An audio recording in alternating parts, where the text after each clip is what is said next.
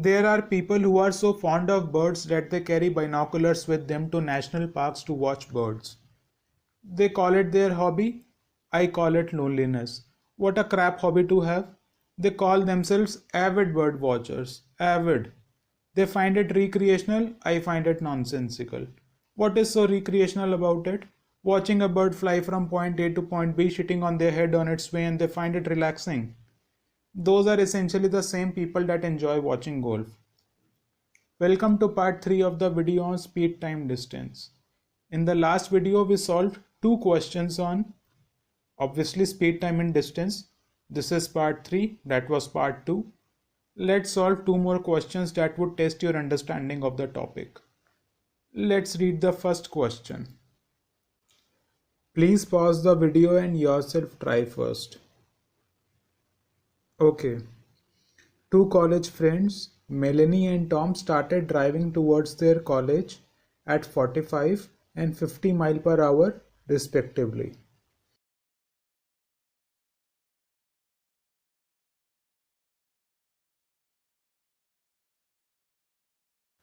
Tom reached 2 minutes earlier than her friend.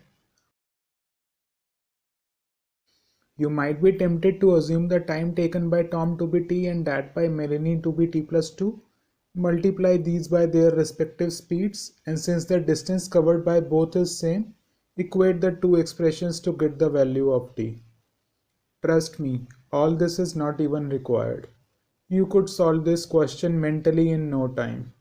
To be in the top 1%, you need to stop solving questions the way other 99% do and save time for more demanding questions. Back to the question. Tom reached 2 minutes earlier than her friend, or we can say it this way, that Melanie would have taken 2 more minutes after her friend reached. So, how far was Melanie at this point? Speed at which she was driving, that is 45 miles per hour, times the time she would further take to reach the college, that is 2 minutes.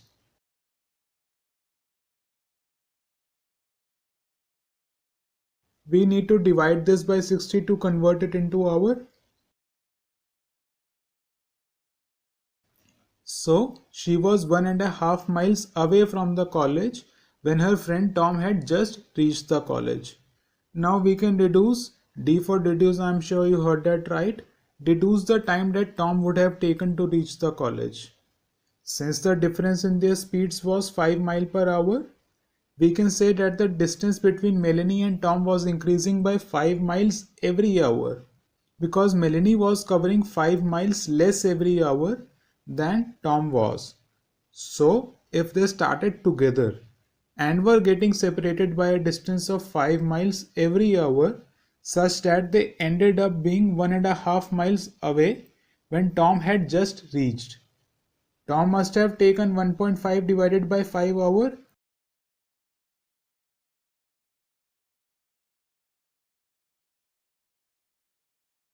That is 0.3 hour. Again we multiply it by 60 and get 18 minutes.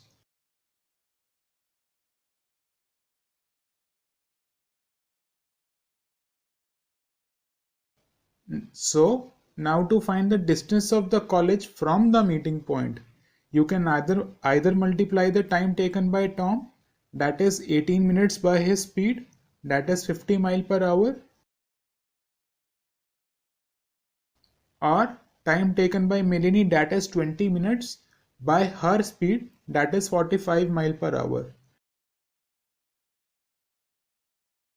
Either ways you will get the same answer. By the way, if you find such content helpful, please give the video a like and subscribe to the channel if you haven't already. That would motivate me to continue doing this work. Now, you may also reverse check answer choices to get to the correct answer. Take 15 first. Not because we now know that's the answer, but because even if it doesn't satisfy the information given in the question, we would know which option to look at next. So you have assumed the distance to be 15 miles. Speeds of both are given in the question. Divide the two and see if the time taken by Melanie is 2 minutes more than that of Tom. Here we have our next question. Pause the video, try it, and see if you are able to think as to how you would go about solving it. It requires a bit of high order thinking. Okay, the question says that Ellison took 1 hour less than what she had calculated to cover a distance of 120 km. How she did this? She did this by covering 2 extra kilometers every hour than what she had planned to cover every 70 minutes. Now, what does this mean? The key to solving this problem lies in this statement. Let's decode it. For a moment, just ignore the fact that she covered 2 kilometers more every hour.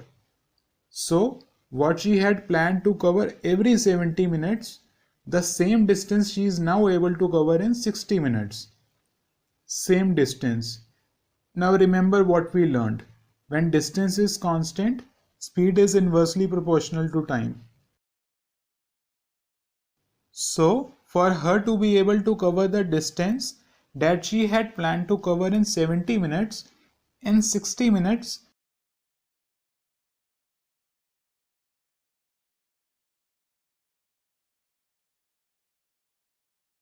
she should drive at 7 by 6 of the speed at which she had planned to drive. Now, also consider the fact that she covered 2 kilometers more every hour. I repeat, 2 kilometers more every hour. So she essentially was driving 2 km per hour faster. Now let's use answer choices to solve it further. The correct answer choice should be of this construction, such that when you subtract 2 from it, the number that you get should be divisible by 7.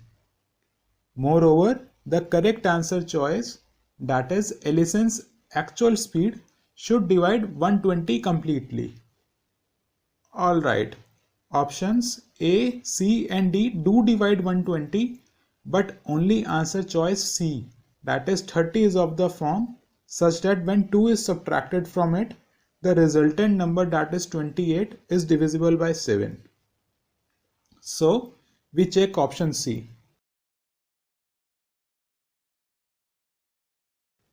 We get Ellison's planned speed as 24 km per hour. Now let's find the time she had calculated for her journey and also the time that she actually took.